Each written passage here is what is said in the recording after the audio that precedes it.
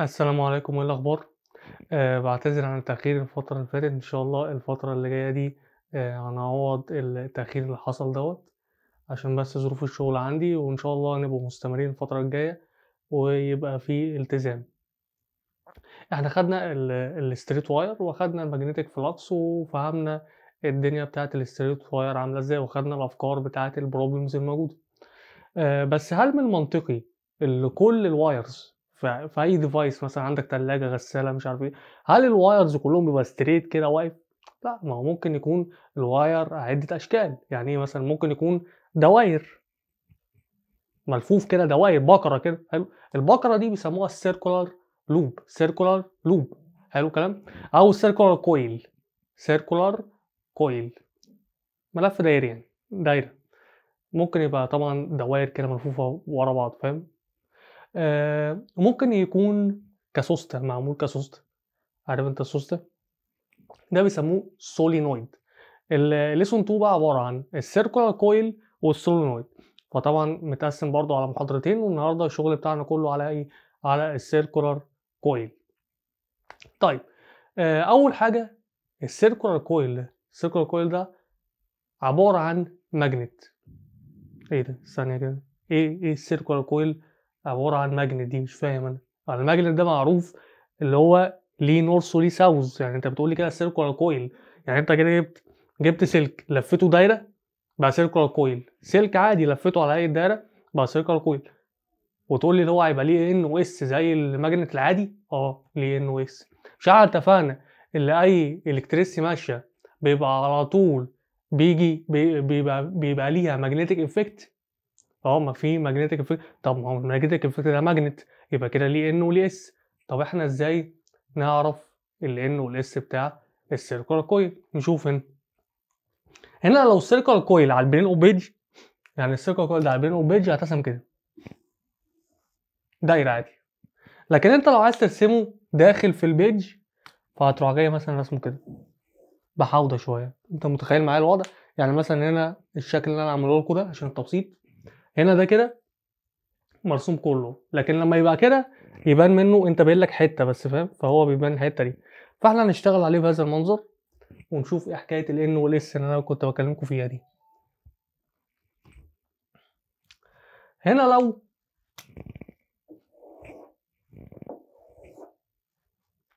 أنا إن شاء الله بعد ما أخلّص شرح هناخد 3 مسائل، 3 مسائل جُم دور أول 2021. أنت مستوعب اللي أنا باقوله؟ 3 مسائل في نفس الامتحان، في نفس الدور، يعني مش دور تاني، لأ ده 3 circular coil بس، وفي نفس الامتحان. يعني أنت متخيل إن ممكن الموضوع كله يبقى، يعني حصة النهارده بس الشوية دُولة الساعة إلا ربع دُولة فيهم بتاع 5 درجات، فحاول تركّز معايا عشان أنا هالِم لك كل الأفكار إن شاء الله. فده كده circular coil، هو طبعًا perpendicular على الplane of page، إحنا اتفقنا الموضوع ده من شوية. هنا مثلًا لو الcurrent بتاعه ماشي كده في هذا النظام، حلو، ده circular coil أو بيسموه circular loop. الcurrent بتاعه ماشي كده، أنت بالنسبة لك الش ال ال ال ال هذا الdirection هو anti clockwise أو counter clockwise أو anti clockwise. counter يعني ضد، anti يعني ضد عقارب الساعة. والّا أنت شايف الساعة بتاعة بيتكم ماشية كده؟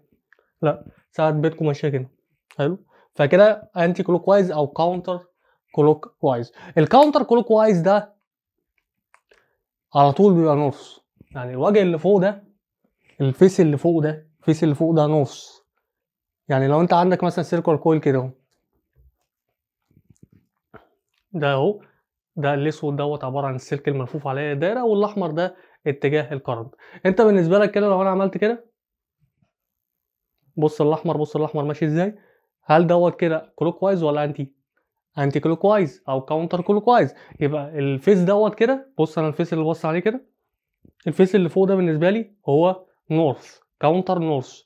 خلّي بالك بُص، كلمة كلمة counter أو anti، counter أو anti clockwise الاتنين فيهم N، افتكرها بكده.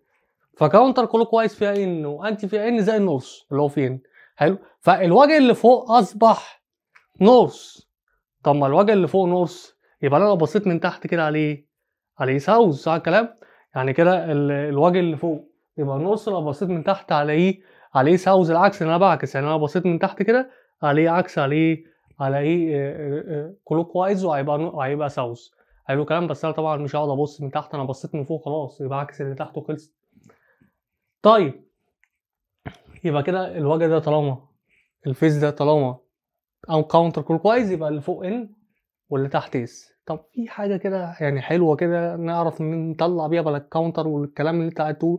في قاعده تانية ممكن نظبط بيها الحوار دوت، انا مسهلها عليك ومخترعها لك عشان انا عارف الناس اللي عندها التخيل زيرو. بص يا بيه، انت كان عندك الرايت هاند بتاعه الواير، كان دوت عباره عن الكرنت وده الفلكس، وكنت بتقعد تعمل كده ومش عارف ايه والكلام اللي احنا كنا بنعمل بيه. هنا الرايت هاند هتعمل كده ازاي؟ يعني هتمشي ده مع الكهرباء ازاي؟ يعني هو كان في الستيت واير كان ده الكهرباء، هنا هتمشي ده، هتكسر صبعك ده، ما مش هينفع ده للكهرباء دلوقتي، فبقى خلوا ده للكهرباء وده بقى الفلكس. حلو. يبقى هنا الفلكس ايه؟ الفلكس طالع لفوق، الفلكس هنا في البتاع ده طالع لفوق، يبقى ده كده ايه؟ ده الفلكس دلوقتي، وده ايه؟ ودي الكهرباء اللي ماشيه الكرنت. بص يا بيه، انت لو عملت كده لقيت صبعك ده فوق، يبقى الصبع الكبير ده الثامب بتاعك ده بيبص على النص، وهتقول لي بقى كاونتر ولا غيره. يبقى هو الصبع الكبير ده بيبص على النص، يبقى النص فوق اهو، النص فوق يعني الساوث تحت. يعني من الاخر كده هو هنا ده هيبقى ان، الوجه اللي فوق ده ان والوجه اللي تحت اس. وطبعا القاعده اللي انا محفظها لك من جوه اس ان، من بره ان اس. فهنا من جوه الكويل نفسه اكنه ماجنت بقى. ما انا دلوقتي اثبتت لك اللي هو بيعامل معامله الماجنت، اللي هو بيهيف لايك ا ماجنت. طب كده يبقى هو في النص كده الخط بيبقى مستقيم، هيبدا يحصل له كيرف بهذا المنظر. حلو. واحنا قايلين من جوه ايه؟ السن. فمن جوه اللوب نفسه، من جوه السيركولار كويل كان جاي من الاس طالع للان، بس هو هيبدا يحصل له كيرفنج بهذا المنظر لحد ما يروح جاي بقى ايه هنا لافف. بس هيلف بقى من ايه؟ من بره ان اس. يبقى من جوه اس ان، من بره ان اس. يبقى انا كده اثبتت لك فكره ان السيركولار كويل يعني ممكن اشبهه باللي هو ايه؟ باللي هو ماجنت. طيب احنا كنا في المره اللي فاتت جايبين البي، الماجنتيك فلكس دنسي. طب ما هو اكيد هنا برضو في ماجنتيك فلكس دنسي، صح؟ المره اللي فاتت كانت الماجنتيك فلكس دنسي at any perpendicular distance outside the او behind او near the straight wire. هنا بقى الماجنتيك فلكس دنسي هتتجاب عند السنتر. طب فين السنتر بتاع الدايره دي؟ اول في النص. حلو. وده كده يعتبر الواير اللي هو ايه؟ معمول على شكل ايه؟ سيركلر كويل. طيب انت لما بتجيب البي في النص، البي دي كده كده هي دايركت مع الاي، واحنا عارفين الكلام دوت. يبقى البي دايركت مع الاي. هنا البي بقى هتبقى مالها مع الراديوس. انت هنا لو بعدت الراديوس او فتحت الدايره دي خليتها كبيره، يعني لو وسعت الدايره سوري خليتها كبيره كده، يعني اللفه بتاعت السلك نفسها هتبقى بعيده عن السنتر. وهو اصلا السلك نفسه اللي بيطلع التاثير المغناطيسي اللي بيأثر على السنتر. يبقى انت كده كل ما توسع الدايره كل ما هيبقى التاثير اللي على السنتر قليل، لان انت اكنك بتبعد الستريت واير. انا فاكر الستريت واير بتاع المفت اكنك بتبعده عن النقطه. هنا برضه نفس الحكايه، انت لو وسعت السلك اكنك بتبعد السنتر عن الواير اللي هو ملفوف على اي دايره ده، صح كده؟ يبقى كده طبعا البي هيبقى inversely proportional مع الار. لو جمعت بقى وطبعا في بقى حاجه تانية، البي كمان دايركت بروبورشن مع الان. هنا بقى يبقى في نمبر اوف تيرنز، لان انت هنا مش هيبقى عندنا حلقه واحده، ده انت عندك ممكن يبقى عندك 200 لوبس، او ممكن يكون عندك حلقات كتير، صح؟ لو قال لك رينج في السؤال رينج يبقى دي حلقه واحده، يبقى الان ب1.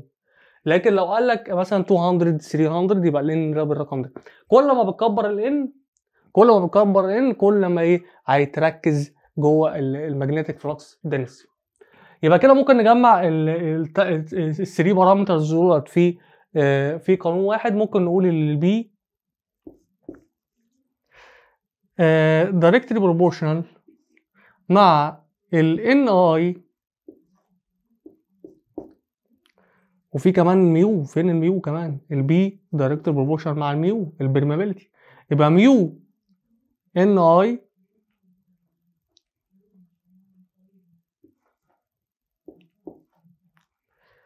حلو الكلام اوفر ار. هنا طبعا انا معلمكم ان انتوا بتشيلوا الالفا، علامه الالفا وبتحطوا ايكوال وكونستانت. هنا الكونستانت هو 1 اوفر 2 اوفر 2، فكده هيبقى ايكوال 2 ار. يبقى المagnetic flux density at center of circular coil البي ايكوال ميو ان اي اوفر 2 ار، والار ده اللي هو الراديوس. وخلي بالك الراديوس ده يعتبر بالمنتيكولار ديستانس اللي احنا عارفين. لو انت سحبت خط من السنتر لاي نقطه على السيركمفرنس هتبقى عامله 90. حلو، فتعتبر بالمنتيكولار ايه ديستانس شغال. يبقى كده السيركولار كويل ات اني بوينت ايه السيركولار كويل ات ذا سنتر اوف سيركولار لوب ايكوال ميو. هنا بقى مش هقول لك ات اني بوينت، هو هقول لك ات السنتر. طالما في سيركولار لوب يبقى في سنتر في الحوار. يبقى كده ميو اللي هو 4 باي تايمز 10 باور -7 اللي هو بالمابيلتي بتاعت الاير. غالبا في الستريت واير وفي السيركولار لوب ما بيكونش موجود غير اير، صح؟ لكن بعد كده بقى لما تخش بقى على السولنويد هيدخل السولنويد ده سوسته ممكن تدخل بقى فيه بقى ايه ايرون كور او اي حاجه من القصه دي. فهنا طبعا البرمابيلتي غالبا بتبقى ثابته في السيركولار لوب ب 4 باي تايمز 10 باور -7 بتاع الاير يعني. ال طبعا اللي هو النمبر اوف تيرنز، الاي طبعا الكرنت، وهنا عندي الار اللي هو الراديوس بتاع الرينج دي او بتاع السيركولار كويل. حلو الكلام، حلو الكلام. ده كده الشرح على السريع. وطبعا هنا الرايت هاند بيبقى بنعكس بقى دوت اللي بيبقى الكرنت دلوقتي. في الليسون اللي فات كان ده الكرنت ودوت الفلكس، لا دلوقتي ده الكرنت وده هو الفلكس. فممكن تعملوا كده او ممكن تعملوا كده، يا اما لايك يا اما ديس لايك. زي كده ايه لو تفتكر معايا البربنتيكولار واير اللي احنا كنا بنرسمه على هيئه لبيسه لو تفتكر. عندي حالتين، عندي كذا حاله هنخش عليهم دلوقتي نغطيهم، وان شاء الله مفيش اي سؤال هيطلع بره الحالات اللي احنا هنغطيها. طبعا في هنا حاجات يعني بديهيه، مش لازم اللي هو تتشرح ونأكد عليها. انا مثلا لو عندي تو كونسنتريك رينجز بهذا المنظر، يعني رينج جواه رينج كونسنتريك يعني اللي جوه بعض. طبعا يعني ده هيبقى كده، اللي جوه هيبقى كده، واللي جوه هيبقى كده. فهنا البي بتاعتهم هتتجمع، بس ده هيبقى ليه راديوس والتاني هيبقى ليه راديوس مختلف، صح الكلام؟ هنا طبعا لو الاثنين ماشي فيهم نفس الكرنت، يعني لو الاثنين ماشي فيهم نفس الكرنت، هنا كان ماشي اي وهنا كان ماشي اي. حلو. في ناس بتقول لي يعني في ناس بتقول لي انت ما بتنزلش حل كتير. يعني الفكره كلها انا بقول لك اصلا الافكار اهو، يعني انت دي الافكار اللي هتجيلك. انا بقول الشرح وفي افكار، وبقول لك افكار امتحانات. يعني انا بعد ما اخلص دلوقتي هاخد 3 اسئله جم في امتحان. انا ما يعني بدخلك على طول على الامتحان، على افكار الامتحان. هنا الاي مع والاي ثابتين، طالما ال اي واي يبقى الاي هنا مش فاكتور هيأثر. هنا مثلا لو الاحمر ب 2 ار، يعني ده كده كان ار وده ار، فالاحمر كده ب 2 ار. ايه ده الاحمر الراديوس بتاعه دبل الازرق. يعني لو الازرق ده ار الاحمر كله 2 ار. ايه ده كل البارامترز ثابته، والار هنا بتاعه الكبير دبل الاي دبل الار بتاعه الصغير. يعني معنى كده ان الفلكس دنسي بتاعه الكبير هاف الفلكس دنسي بتاع الصغير، عشان هنا البي مع الار انفرس. حلو. ده لما يكون كل العوامل التانية ثابته، الميو والان والاي كله ثابت، يبقى تشتغل الشغلانه دي. طب افرض اللي هم ليهم اتنين مثلا ليهم نفس الراديوس، يعني ده كده وده كده ليهم نفس الراديوس، ده ار وده ار، تو سيركل لوبز هاف ذا سيم راديوس. يبقى طالما ليهم سيم راديوس او سيم دايمتر، يبقى كده مش الار اللي هتأثر على الموضوع.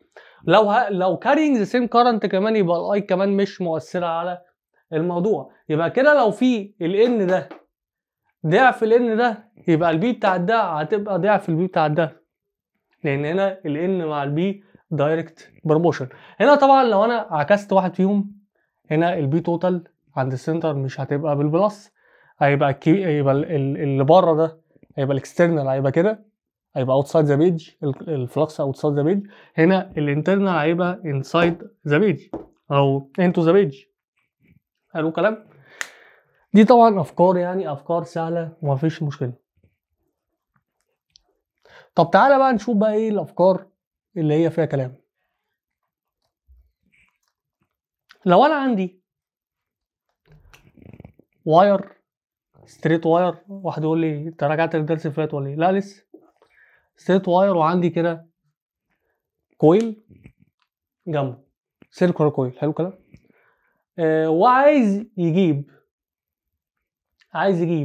الكرنت اللي في ده، الكرنت اللي ماشي هنا كاتجاه وكقيمه، الاثنين دايركشن وفاليو، اللي ماشي في الكرنت اللي ماشي في الرينج دي، بحيث ان البي توتال او التوتال ماجنتيك فلكس دنسيتي ات ذا سنتر اوف ذا سيركلر لوب يديني زيرو.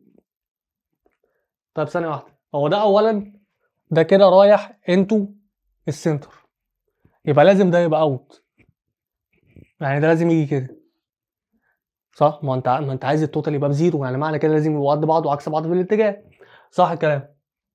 يعني معنى كده لو ده سميته بي 1 وده سميته بي 2، يبقى البي 1 دوت بتاع الواير اللي هو ميو اي اوفر 2 باي دي، ده البي 2 بتاع السيركل لوب اللي هو ميو ان اي اوفر 2 ار، هنا 2 ار بس مفيش باي. ماشي. في الحاله دي البي 1 ماينس البي 2 لان هم عكس الاتجاه، واحد بالبلس وواحد بالماينس زي الفيرست لوب بتاع كيرشوف، ايكوال زيرو. اشمعنى زيرو؟ هو قايل لي الريزلتنت بزيرو. حلو. فكده ابدا بقى افك واطلع خلاص. الفكره بقى في ايه؟ ان هنا بالنسبه للسيركولار لوب ده كده الراديوس بتاعه ماشي. بالنسبه للواير دي من اول الواير لحد السنتر، يعني دي كلها، ده كده دي بتاع الايه؟ ده بتاع الواير. خلي بالك وانت بتفك دلوقتي تخلي بالك، هيبقى عندك المجهول الوحيد الاي بتاع ده تجيبه. شغل بقى ايه؟ شغل ماس. يعني هنا لو اخدنا مثلا مثال كده بالارقام، اي ارقام من دماغنا، يعني مثلا ممكن نحط من هنا لهنا كده الراديوس مثلا ب 2 سنتيمتر، ومن هنا لهنا الحته دي بس كده بخليها مثلا 3 سنتيمتر، اي حاجه 3 سنتيمتر. حلو. فكده بقى لما نيجي هنفك البي 1 دي بميو اي، ميو تايمز الاي مثلا هخليه مثلا ب 2 امبير، 2 امبير اوفر 2 باي الدي بقى ناخدها بكام؟ ناخدها ب 5، بس 5 تايمز 10 باور نيجاتيف 2. اشمعنى؟ عشان انت لازم تاخدها بالمتر، ما تجيش كده، لازم تاخدها بالايه؟ بالمتر.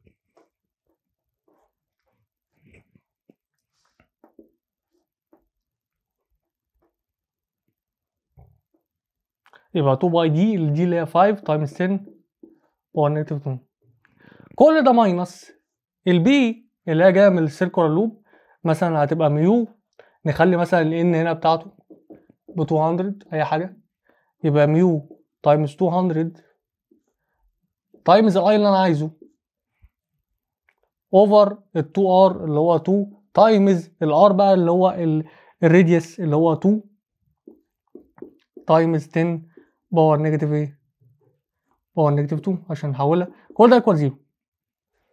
بص بقى يا ريس، انت هتخلص المشكله دي ازاي؟ هتجيب دولت على الكالكوليتور، يطلع لك اي رقم، انا مش عارف الرقم اللي هيطلع، فنكتبه مثلا اي حاجه، نكتبه مثلا ب 3 اي حاجه. حلو. اي حاجه طبعا ده مش هيطلع ب 3، انا بقول لك يعني خلصوا على الكالكوليتور يطلع لك معاك اي رقم حطه هنا، ماينس خلص دولت كده كلهم الارقام دي اللي هي سوري مش دولت، سوري،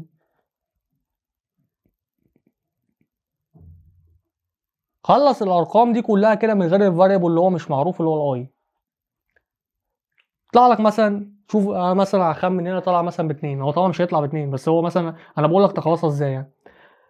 الارقام دي كلها طالما الاي فوق، اللي هيطلع لك اعمل له تايمز الاي، ماشي. لو الاي ده تحت، اللي هيطلع لك ده خلي الارقام فوق والاي تحت، لكن هنا الاي فوق، فالرقم اللي هيطلع ده اعمل له تايمز الاي. لكن لو الاي تحت، الرقم اللي هيطلع حطه فوق الاي، ماشي. كل ده ايكوال 0.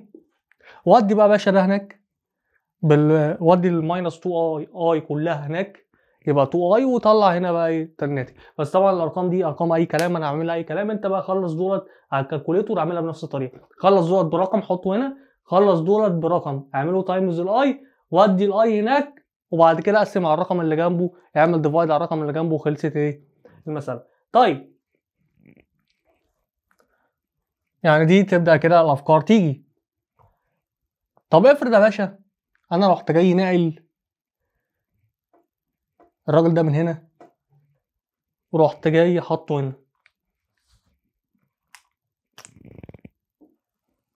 بقى تانجنت.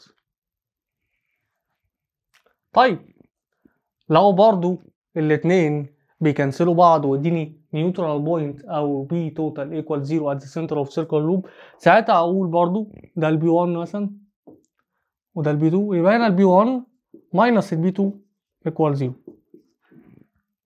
بس هنا الفكره ايه بقى؟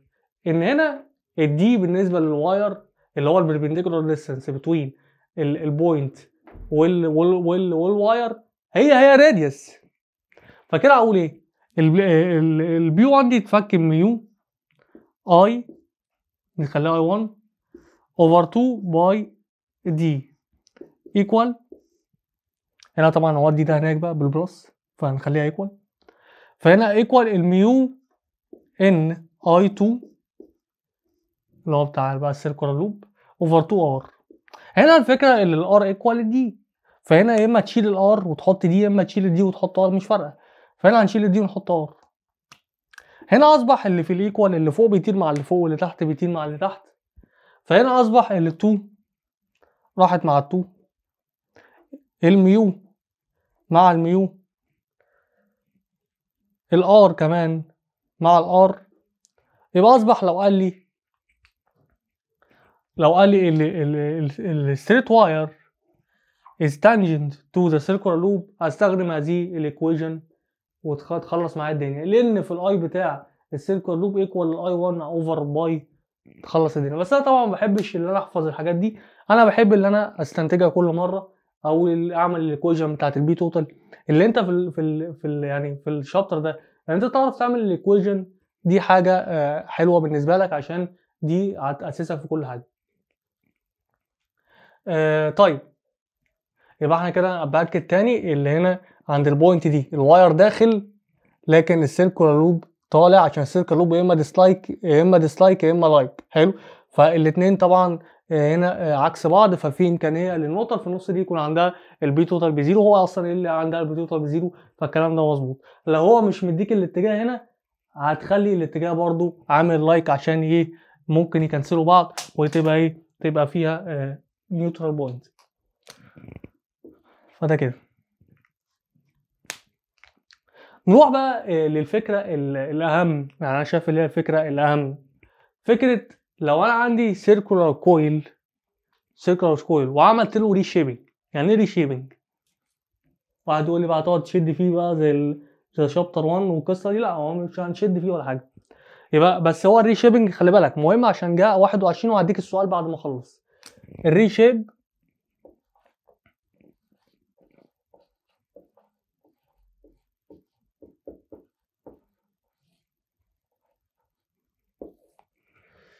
ايه الريشيبنج دي؟ انا مثلا عندي سيركل كويل مثلا صغير كده ضيق، بس عامل 200 لفه 200 تيرنز. انا رحت جاي انا عايز اوسعه شويه، حلو، فرحت جاي مثلا مخليه 100 لفه بس واسعه.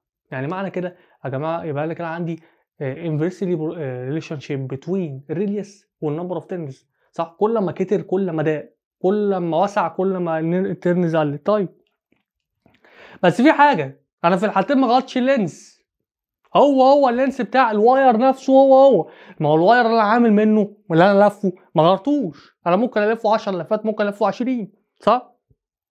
يبقى اللينس بتاع الواير ثابت. طالما اللينس بتاع الواير ثابت معلومه، طالما اللينس بتاع الواير ثابت يبقى الار ثابت، يبقى الراديوس ثابت. ما هو الار ايكوال رو اي اللي عليه، اكيد الرو اي ما اتغيرتش، يعني مش انا الفه كده 10 لفات راح جاي الفه 20 راح جاي قلب نحاس، انا مش ساحر، صح؟ يبقى هي الفكره كلها الرو اي ثابته، الاريا ثابته بتاعت السلك نفسه اكيد مش هيوسع وانا بعمله. يبقى كده ال كل لما زاد او قل يبقى كده الريزيستنس ايه؟ بتزيد او تقل. طب افرض ال هو يبقى خلاص، يبقى كده الريزيستنس ثابته. طالما الريزيستنس ثابته يبقى الكرنت ثابت. يبقى انا طالما عندي في حاله الري شيب طالما ما قاليش اللي هو كات اوف، ما قاليش اللي هو اتقص، يبقى كده الريزيستنس ثابته. يبقى ال وطبعا الريزيستنس ثابته عشان طول السلك ثابت. يبقى معنى كده ان ال 1 ايكوال ال 2. ايه هو ال 1 وال 2؟ اللينس قبل الريشيب واللينس بعد الايه؟ افتر ريشيب. طيب ال ده عباره عن ايه؟ عباره عن طول اللفه الواحده، طول اللفه في النمبر اوف تيرنز، في عددهم، صح ولا ايه؟ انا لو جبت طول اللفه الواحده قد ايه رحت جاي اعمل لها تايمز النمبر اوف تيرنز، اروح جاي جايب ايه؟ طول السلك كله، صح؟ طيب انا بالنسبه لي يعني مثلا انا مثلا عامل لفه ادي 2 ادي 3 3 لفات، الواحده منهم كده ب 5 يبقى الثلاثه بكام؟ 15، ماشي؟ بس طول السلك كله معمول منه الكويل 15. طيب حلو الكلام. يعني معنى كده ال 1 دي، طب هو طول اللفه عباره عن ايه؟ الحته دي كده، ده كده سيركمفرنس اللي هو 2 باي ار. يبقى معنى كده اللي انا ال 1 ده عباره عن 2 باي ار 1 ان 1، صح؟ اللي هو طول اللفه الواحده اللي هو السيركمفرنس تايمز النمبر اوف تيرنز، والتاني برضه هيبقى 2 باي ار 2 ان 2. هنا طبعا ال 2 باي تروح مع ال 2 باي.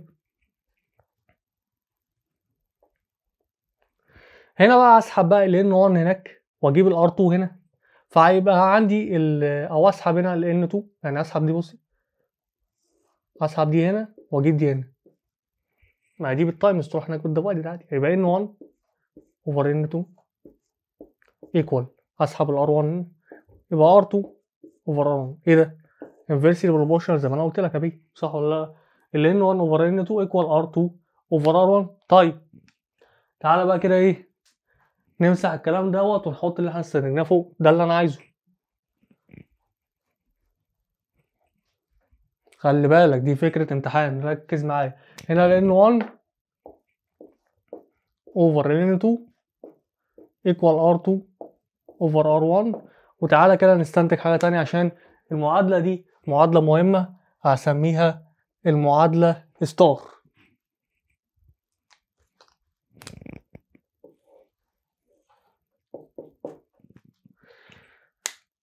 طيب هو البي مش هتتغير لما انا اعمل ريشيب، اللي انا مثلا اغير النمبر اوف تيرنس، اكيد البي هتتغير يا باشا، ده انت بتغير الان يبقى اكيد البي هتتغير. طب تعالى نشوف هتتغير ازاي.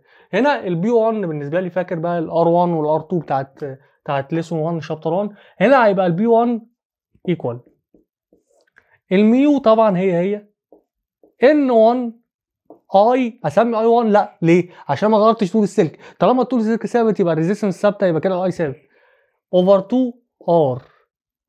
انت ليه سميتها ار 1؟ عشان الار هيتغير، مش احنا قلنا كل ما النمبر اوف تيرنز قل كل ما وسع السلك، كل ما وسع الكويل، وكل ما قعدت اعمل له لفات كتير عادي. يبقى هنا طبعا انا لما بعمل ري شيب بغير النمبر اوف تيرنز، يبقى ان 1 يبقى ان 2، من ان 1 لان 2 طبعا هنا بيأثر في ايه؟ في الريديوس. هنا البي 2 هيبقى ايكوال الميو ان 2 اي برضه عشان هي الريزيستنس اوفر 2 ار 2. هنا بقى اروح جاي ايه؟ هروح جاي عامل ديفيجن للتو ايكويشنز، احلهم مع بعض بهذا المنظر.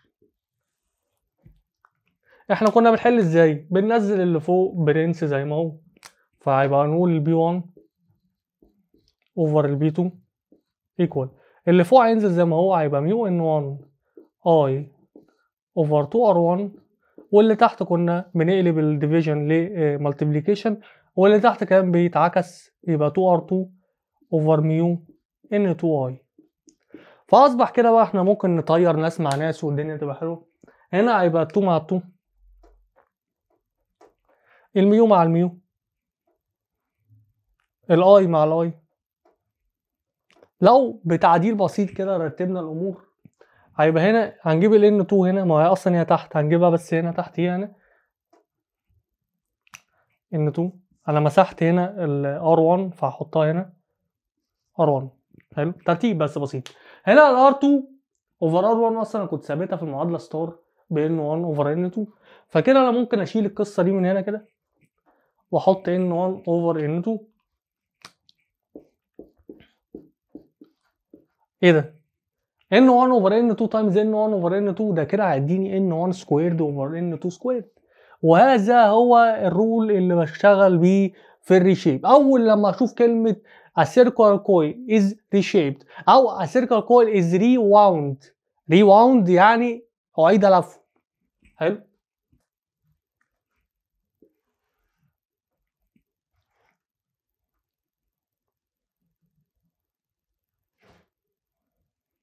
يبقى كده N1 سكويرد اوفر N2 سكويرد. طيب يبقى ما استخدمش دي غير في حاله الريواوند او في حاله الريشيب.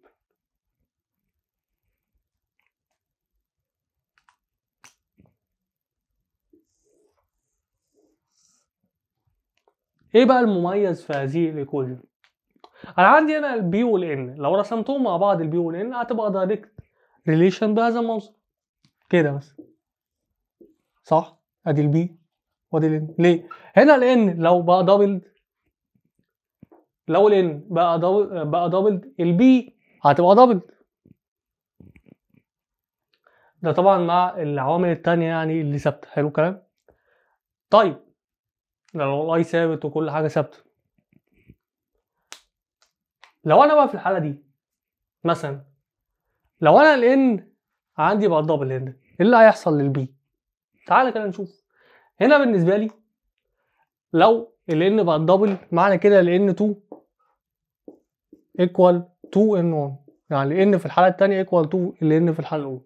هنعوض هنا هيبقى ال b1 over ال b2 equal ال n1 سكويرد، وهنشيل ال n2 نحط مكانها 2n1 بس all سكويرد. ال 2n1 all سكويرد دي السكوير يخش على 2 يخش على n، فكده هيديها هيخلي دي 4 وهيخلي دي n سكويرد، فال n سكويرد هيروح مع ال n سكويرد فهيديني 1 اوفر 4.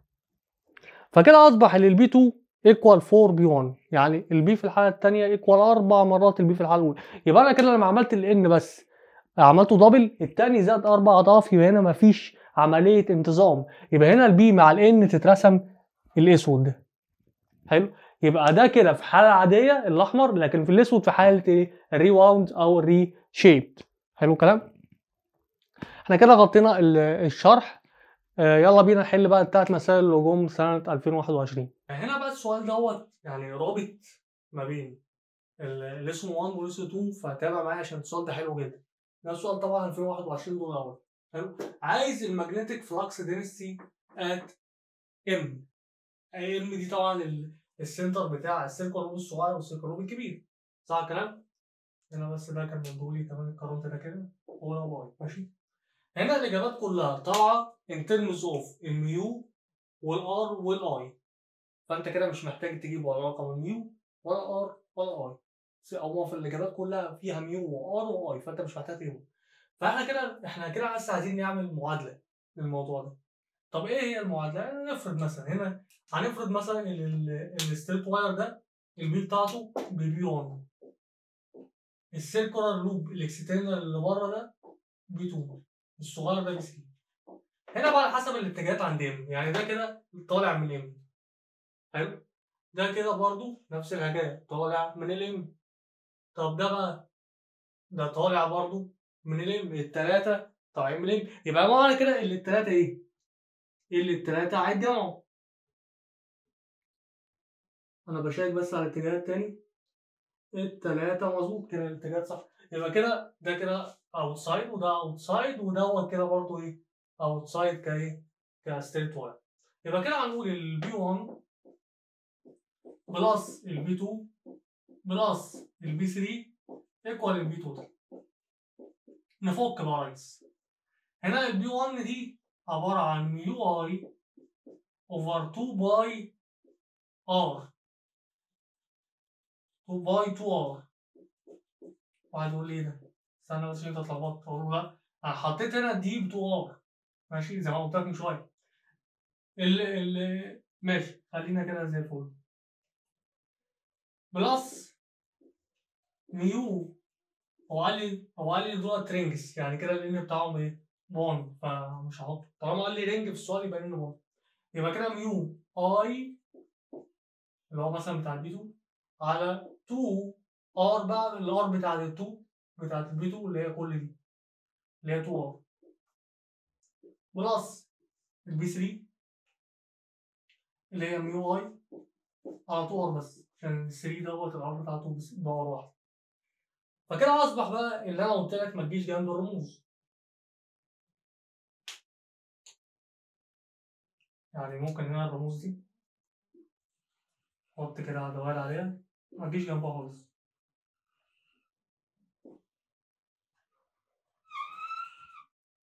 وهتروح جاي بقى جامع هنا كل الارقام دي مع بعض، بس الارقام دي كلها تحت خلي بالك. هنا هيبقى 1، هنا فوقيها 1 وهنا فوق 1، يعني هنا في هاف هنا، هنا في كوارتر، هنا في 1 اوفر ال 2 باي تايمز ال 2 دي اللي هي 4 باي. 2 باي تايمز 2 دي جت منين؟ اللي هو الراجل ده اصلا الدي بتاعته ايه؟ ب 2 ار، وانت عندك 2 باي دي، فالكلام ده كلام ايه؟ كلام مظبوط زي ما احنا عملنا. هنا بقى تروح جاي عامل على الكالكوليتور ايه بقى؟ هتروح جاي جامع الارقام مع بعض. انت كده كده اصلا اكنك مثلا بتعمل ايه؟ 2 اكس بلس 3 اكس يديك 5 اكس. الاكس بالنسبه لنا هنا هو ميو اي اوفر ار. الرقم اللي هيطلع بقى هنروح جاي ايه؟ هنروح جاي ضاربينه في الفراكشن ده. طب الرقم اللي هيطلع عباره عن ايه؟ عن 1 اوفر ال 4 باي، 1 اوفر 4 باي بلس ال 1 اوفر 4. جت منين ال 4 دي؟ 1 اوفر 2 تايمز 2 بلس 1 اوفر 2. يبقى انا بجمع الارقام ماليش دعوه بالرموز. هيطلع 0.8 0.829 0.829. يبقى الرقم ده اللي يطلع هعمله هنا 0.829 ده 3، وده موجود في الاجابات فمفيش اي مشكله. حلو. المساله برضه هي الفكره كلها في الايكويشن. المساله اللي بعدها هقرا لك كده برضه الصيغه بتاعتها عشان تبقى عارف.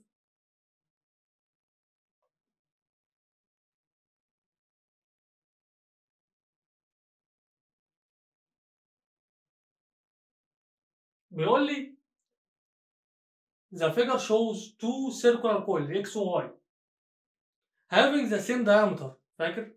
while electric currents of the same intensity pass through each of them. يبقى كده الانتنسي ثابته مش داخله، يعني ولا الار ولا الاي مؤثرين في البي اللي هتطلع. if the number of x number of turns of x is double the number of turns of y، يعني النمبر of turns بتاع الاكس دبل النمبر اوف turns بتاع الواي. خلاص يبقى كده ببساطه شديده ان البي اكس ايكوال 2 بي 1 عشان البي والان ده مستحيله، صح؟ مستحيل. يعني دي مساله جت نظام جديد ويقول لك الامتحانات بتيجي مستحيله اهو. المسائل في مسائل بتيجي مباشره عادي. حلو. نيجي بقى للسؤال الاخير وهذا هو السؤال الاهم. اشمعنى السؤال الاهم؟ عشان دوت هيبقى فيه سؤال ريشيو. وعلى فكره الثلاث اسئله في امتحان واحد في دور واحد يا جماعه. الثلاث اسئله اللي انا هحلهم دلوقتي دولت الثلاثه في نفس الدور في نفس الامتحان. يعني انت بتبقى قاعد في الامتحان كده جايلك 3 كويز وانت قاعد. نوع المسألة بتاعت الريواوند دي. الريواوند دي يعني عودة لف، يعني اتلف مرة تانية. هنا بيقول لي a straight wire was wound، يعني اتلف to form a circular coil of number of turns in. يعني هو في الأول كان number of turns in. خلاص يا باشا، يبقى كده ال N1 equal هو مديهالي بن، خلاص اكتبها بن. through which a current of interest I was flowing، يعني كان current باي. to form magnetic flux density B، يعني البي كانت بي، يبقى البي 1 equal بي.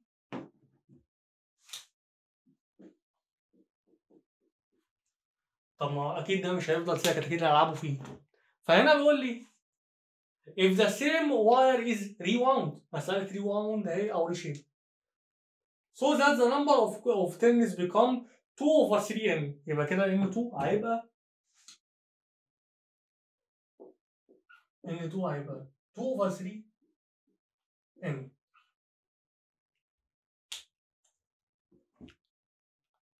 بيقول لي عند the same current intensity، يبقى هو ما قصوش، هو كده السيم current of intensity، يبقى كده ما جاش جنب الاصل بتاعه.